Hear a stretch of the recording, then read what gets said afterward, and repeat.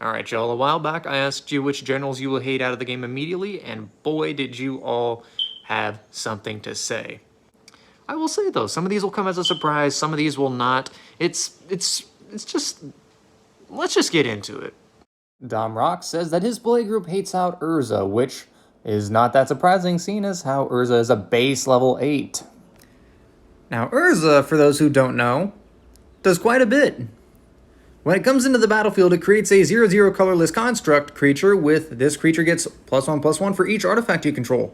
You can tap an untapped artifact you control to add a blue mana to your mana pool, and to pay 5 generic mana, you can shuffle your library, then exile the top card, and until the end of turn, you may cast that card without paying its mana cost. The amount of value off that last ability alone is freaking insane. Let me give you a quick example, right? So you somehow top deck a Enter the Infinite, right? You draw your cards equal to the number of cards in your library and put one from your hand on top of your library. You play Thassa's Oracle from your hand, which, let me find it real quick. Here we go. Boom. Suddenly you win the game because you only have one card in your library. Your devotion to blue is 2, at least, with Urza on the field. But since this is Urza, don't expect the players to be so nice. This is Urza we're talking about. Games like this will typically be dragged on super long due to cards like Winter Orb, Static Orb, Sphere of Resistance, and so on and so forth. But why add Sphere of Resistance? Spells would cost 1 more to cast. Well, if we go back to Urza's last ability, that does not affect them at all. On the topic of commanders that synergize well with stacks, Heliod stacks is basically a CEDH meta.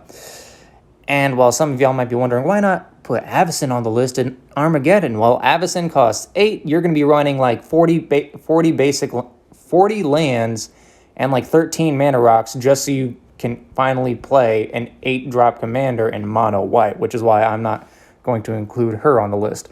That said, Heliod and stacks is like a much more meta thing with stuff like Pithing Needle, naming someone's commander and completely shutting them out of the game.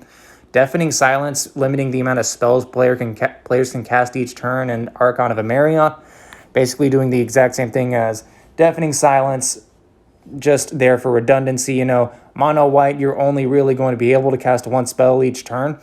And on top of that, all it takes is an Enlightened Tutor and a Walking Ballista, and suddenly that's the game win for you.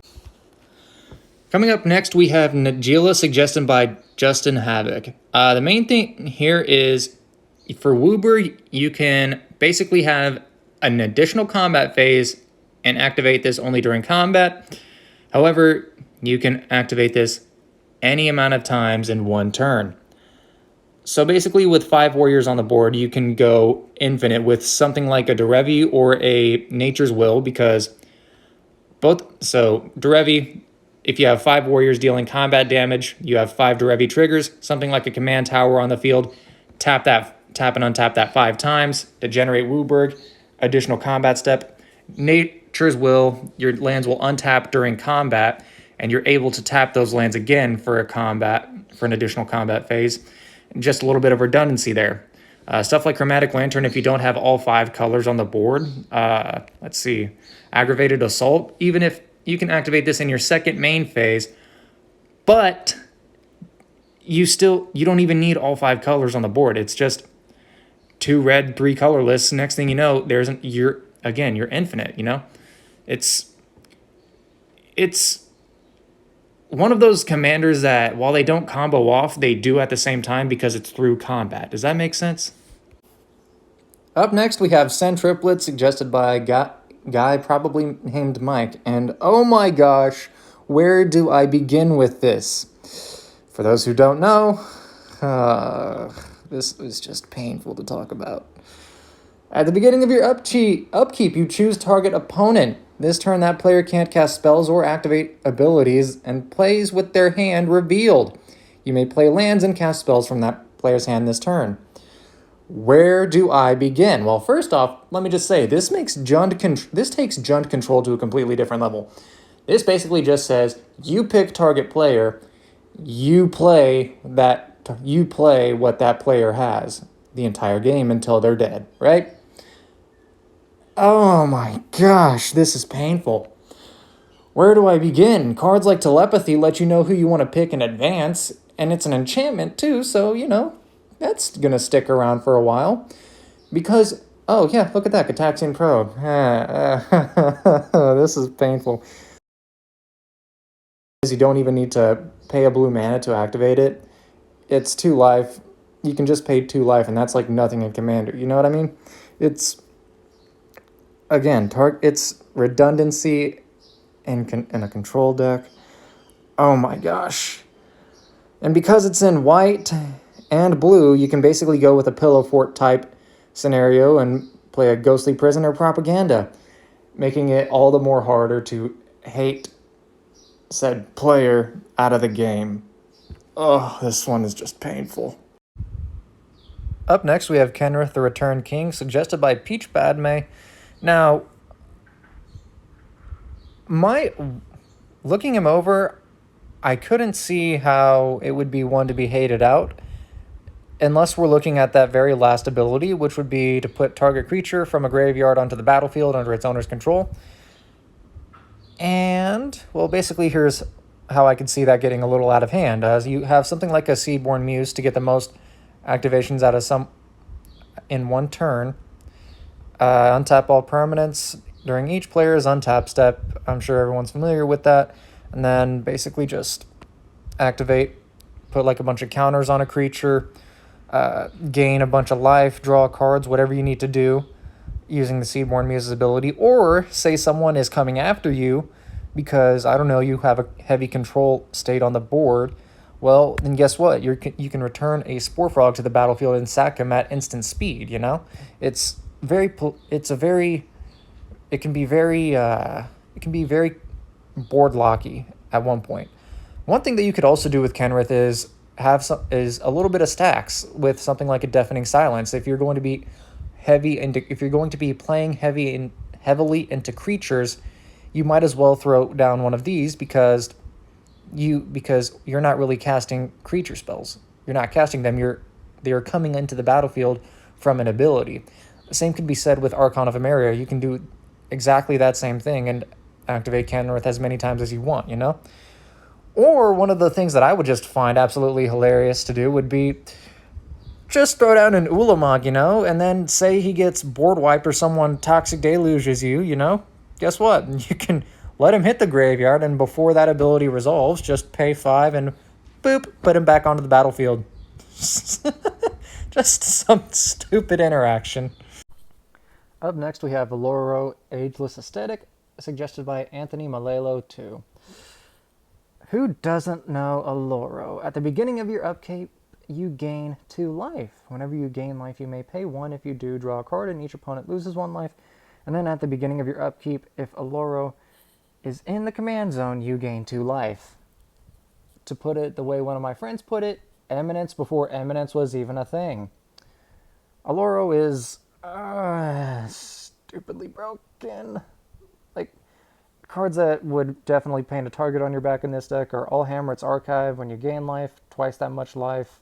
Boon Reflection whenever you gain life, twice that much instead. True Conviction. Creatures you control have double strike and lifelink, so I once had all 3 of these on the board at once, right? These numbers were like a pain in the neck to resolve. Like, first off, just a creature with the power of 5, right? There are 2 instances of life gain, so you gain 10 life total, right? From the first instance, though, 5, 10, 15, 5, 10, 15. No, 5. Wait. Numbers are math is for blockers. Those numbers get out of hand. And plus, like, by turn 5, oh yes, Shabraz real quick. You can gain life whenever you draw a card. How lovely is that?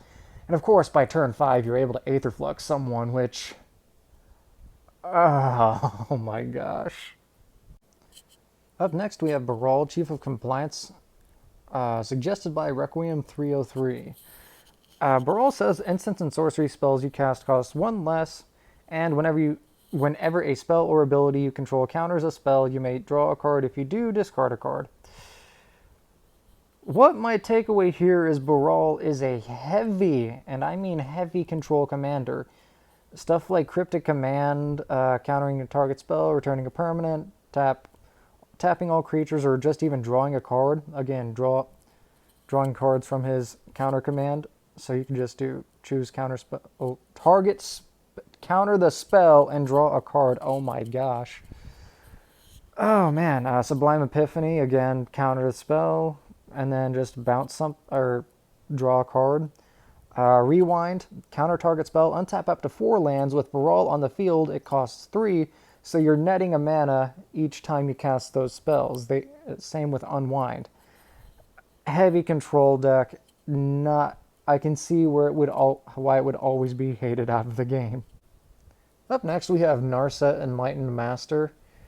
Let me just say, the amount of value you get with Narset's attack trigger to exile the top 4 cards of your library and cast them without paying their mana cost if they aren't creatures is unbelievable. There are so many different things you can do with her. Extra turns, Enchantress, Super Friends, vehicles.